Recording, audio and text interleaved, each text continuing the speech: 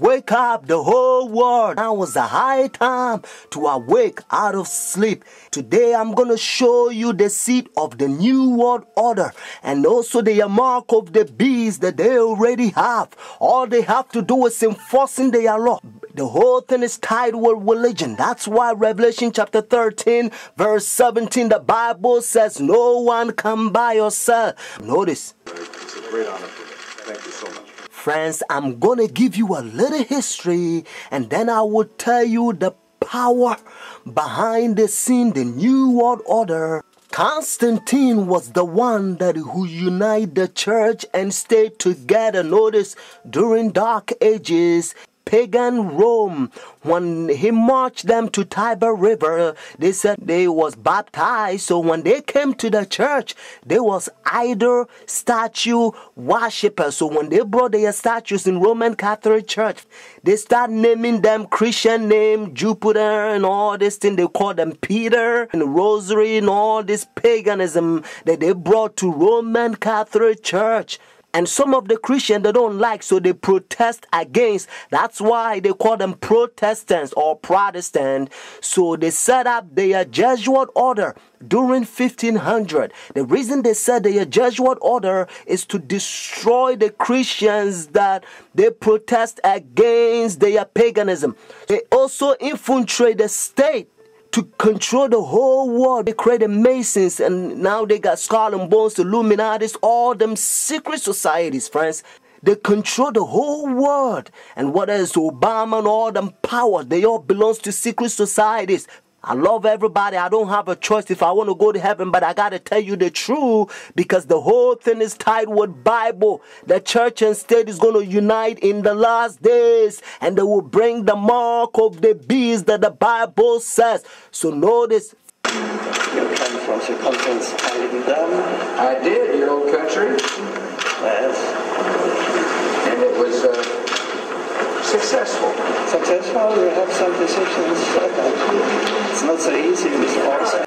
The Iraq War has been another foreign policy challenge, beginning with John Paul's papacy. Other foreign policy priorities for Benedict include pushing for peace in the Holy Land and decrying rising secularism in Europe.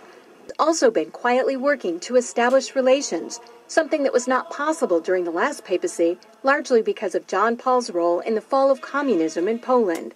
The Chinese obviously didn't want John Paul II running around China doing the same thing. Pope Benedict is not that kind of a threat to China. Most of the time, in places around the world, Vatican diplomats work outside the spotlight, where experts say they often have an advantage. Some question how much government leaders of today truly listen to what the Pope has to say. And that, observers say, is a moral authority that can't be measured by economic strength or military divisions. A moral authority Benedict hopes to draw upon when meeting with U.S. officials and speaking before the United Nations. I'm Kim Lawton in Washington. Now we can see a new world coming into view.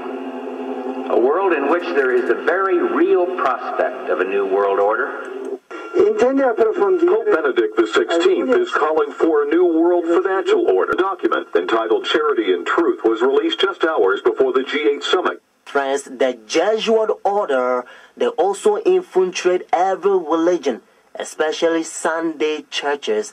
That's why Revelation chapter 17 called this power whore. Notice, the mother of harlot. Jesus Christ is the one who died for the whole world and he's drawn everybody to himself. But this power, they don't want you to go to Jesus Christ. They want you to go to them and confess your sin to them. So notice what Revelation chapter 18 says. And they also infiltrate the kings, presidents. So notice. And he cried mightily with a strong voice, saying, Babylon the great is fallen and is fallen, and is become the habitation of devils, and the whore of every foul spirit, and the cage of every unclean and hateful bird. For all nations have drunk of the wine of her fornications. And notice, and the kings of the earth have committed fornication with her. Friends, now I'm going to tell you their mark. Notice this power, the mark of the beast. Because notice, if the Bible says the mark of the beast, means this power has a mark. The beast is a language that God is using for this power. And they themselves, they says in their own book, the book of Catechism, the old version, notice, they says Sunday worship is their mark of authority. The new version, they don't use the word authority, but at least, thank God, they still admit it. Even the new version of Catechism, they still says they changed the Sabbath from Saturday to Sunday. Friends, the mark of the beast is not worldly speculations that sometimes you hear. Some people says, well, it's computer chip, but unfortunately you don't find in the Bible. And some people says, it's 666. But according to Revelation 13 verse 18, actually 666 help you to find the beast. What I mean is to identify the beast. But the Bible says the mark. The reason why I repeat and I kind of stretch it because I don't want you to miss it. It's a deception. Notice the mark of the beast. It's clear. It means the power, the beast has a mark to change the Sabbath from Saturday to Sunday. But unfortunately, Sunday churches, they adopt sun worship day for so many years. They don't want to get rid of it.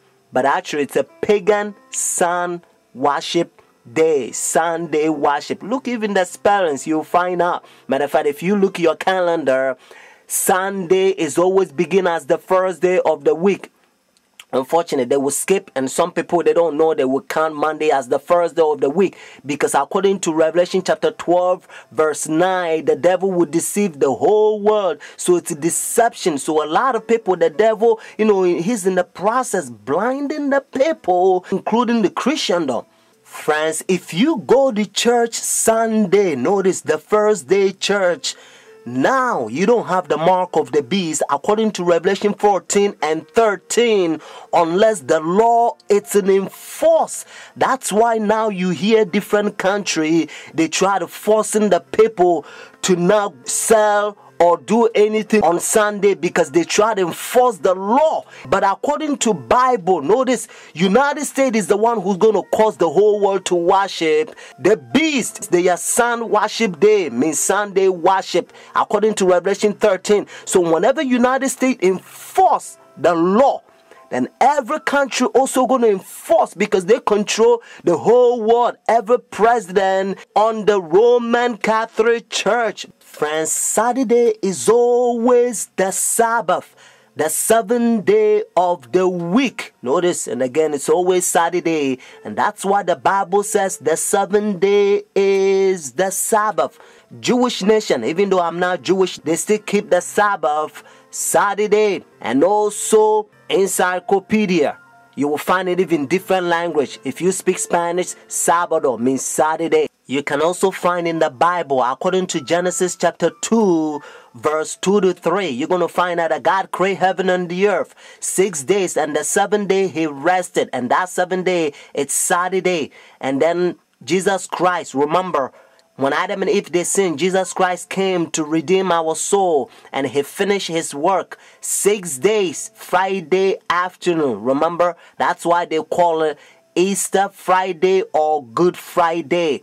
It says it is finished Friday, and then he rested Saturday, just like he rested Genesis chapter 2 verses 1 to 3. And Sunday, the early day in the morning, you will find in the book of Luke chapter 24 verses 1 to 3. You will also find in Luke chapter 23 verses 50 to 56. The 7th day is always Saturday until Constantine 321. He changed it from Saturday to his own pagan sun creation worship day. The devil behind the scene. You are about to see the power God is going to fill us with his outpouring, just like he did it for the first century, the apostle church. And then we're going to go forward and preach the loud cry. The third angel's message, we're going to protest against their pagan sun worship day, means their Sunday worship. And then Jesus Christ will come, just like Bible says, if the day is not short, no flesh will be saved. But for the elect's sake, means those who take a stand, the day will be short.